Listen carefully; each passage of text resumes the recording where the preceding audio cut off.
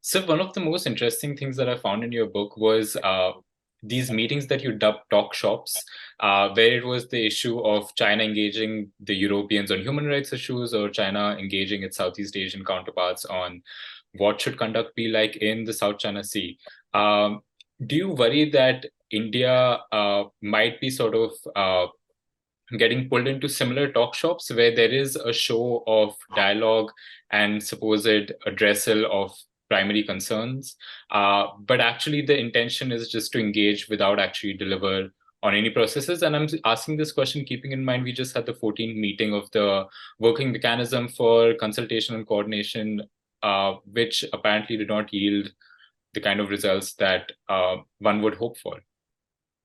Well, the Chinese strategy has always been to engage the adversary. And by adversary, again, I don't mean in any inimical way, but an adversary opposite the opposite party in discussions, while continuing to implement their strategy without any change.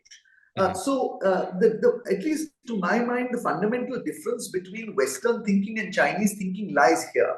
The West makes a clear divide between war and peace. The Chinese see war and peace as one continuum. So the world is never fully at peace and never continuously at war. It's always in a state between war and peace. And therefore, the two can continue at the same time. And therefore, they can talk peace, but they can also use certain methods which are not tantamount to conflict, but which are gray zone warfare tactics or military operations other than war. And that is a classic situation we are now seeing on the India-China boundary. So they are engaging in talks. We have had 14 rounds. At the same time, there is enough anecdotal evidence based on media reports, because that is what I read, both domestic and international, to suggest that they have not abated their infrastructure activity, their military deployments, etc., on the line of actual control. They continue to strengthen it even while they continue to engage us. And perhaps they are engaging us until that point of time where they feel they will have a superior position.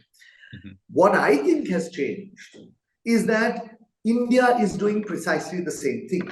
We too then have decided that if this is their game plan, it can be used by us as well. So what you see is very enhanced effort by India to build infrastructure along the line of actual control in a manner that I do not recall having seen for the last 30 odd years, as well as a greater political willingness to maintain high levels of military alertness on the boundary. And, you know, given the fact that we are dealing with a mean height of 3,000 meters to 4,000 meters above mean sea level. This involves a human cost, a material cost, a financial cost, and a political cost.